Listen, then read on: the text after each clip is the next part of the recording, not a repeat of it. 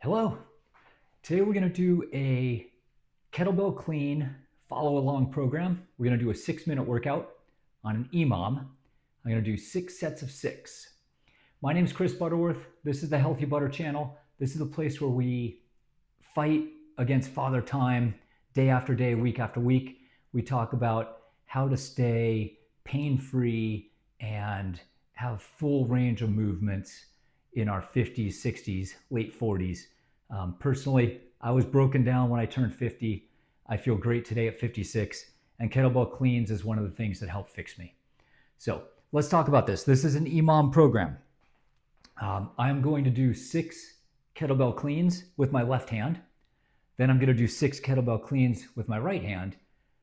And then I'm going to put the kettlebell down and I'm going to wait until the top of the next minute.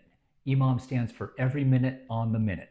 So if I start at 0-0 on the second hands, if I can do these in 20 seconds, then I get 40 seconds of rest.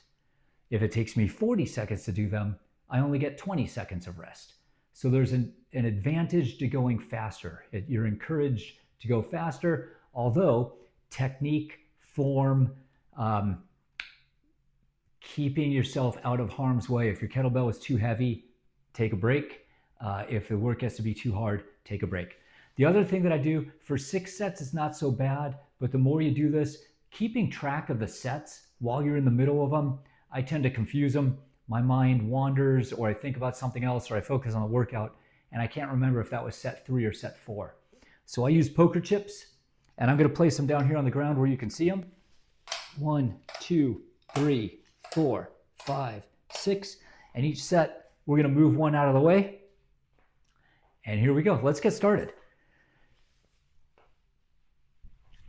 1, 2,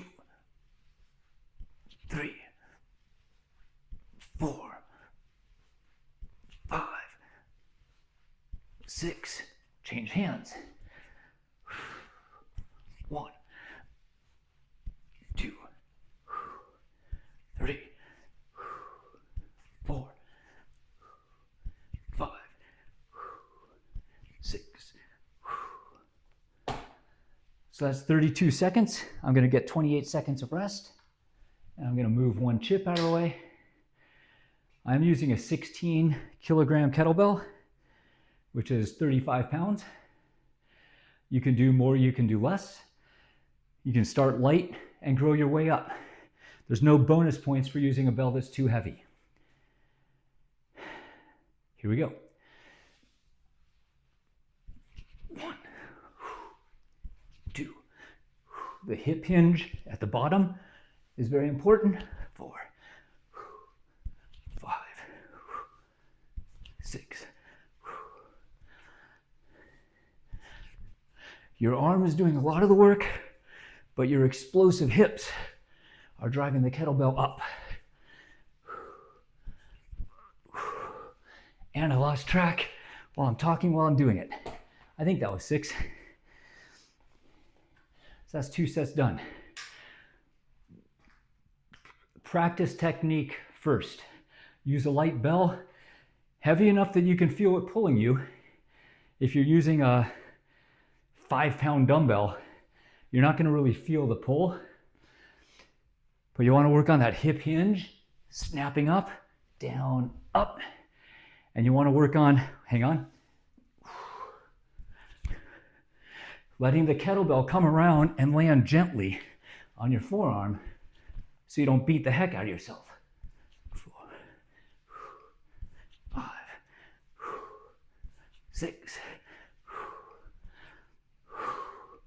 1. As you can see, kettlebell does not take a lot of space.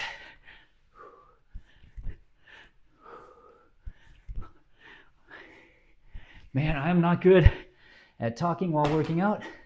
I've lost track of numbers on the last 2, but I think that was 6. Halfway done. So this is going to be a 6-minute workout, including rest. Approximately 3 minutes of work and approximately 3 minutes of rest. Over time, you can do more per minute and your rest gets less and it gets harder. but there's no rush to get to that right away. 3, 4, 5, 6, 1, 2, 3, 4, 5, 6. Whew. All right. We're all on our own journey. Get into your 50s, you got some backache, your back is gonna like this. This isn't really gonna do wonders necessarily for your shoulders, but it's gonna work your entire posterior chain, calves, hamstrings, hips, lower back, upper back. This is one of those really good ones. 1, 2, 3, 4, 5, 6,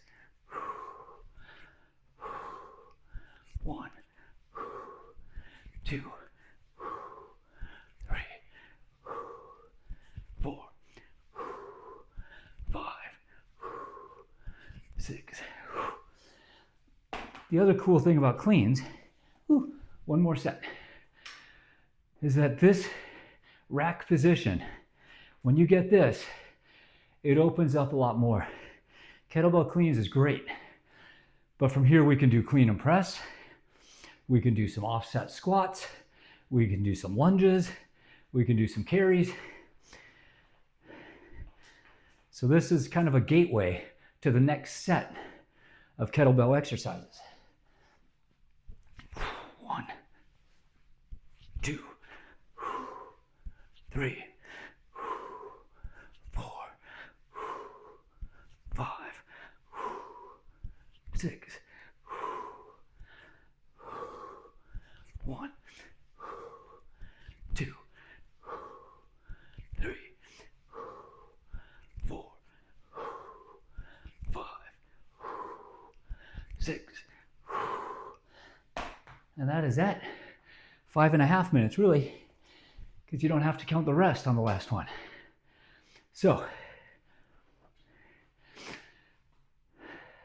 talking about kettlebell workouts in general, these EMOMs are a great place to start. They work really well for two-handed swings. They work good for one-handed swings. As you get more comfortable and your total volume goes up, eventually you're going to get to the place where there's no rest. And so you have to introduce, let's say you wanted to do 15 cleans at a time. You're not going to have rest. So you have to build in a different way. Maybe you want 30 seconds in between sets. You just have to look at the clock. Whenever you stop, give yourself 30 more seconds. Generally, we try to build on these with volume first. So this was 6 sets of 6. If this workout felt really good to maybe a little bit too light or a little bit too short, I would want to do 7 sets of 6, then 8 sets of 6, 9 sets of 6, all the way up and to the point where your total reps is about 100. If this workout was perfect, or maybe even a little bit hard, I would do it again. There's nothing wrong with doing this workout 2, 3, 4 times.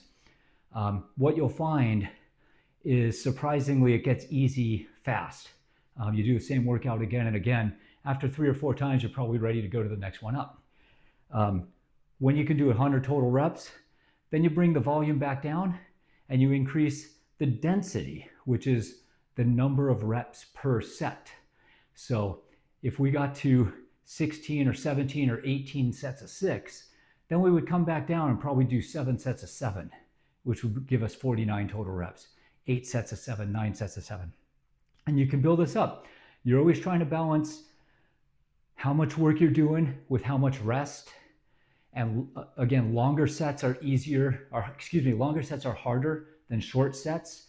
So for example, 20 sets of 5 is a lot easier than 5 sets of 20, even though you did 100 in both cases. So just be cognizant of that. If something's too hard, scale it down. If it's too heavy, scale it down. When you're ready to move up, move up. Put this in your rotation, do it consistently, and I hope this is a workout that you're able to try. Thanks a lot. Have a great day. Go get better.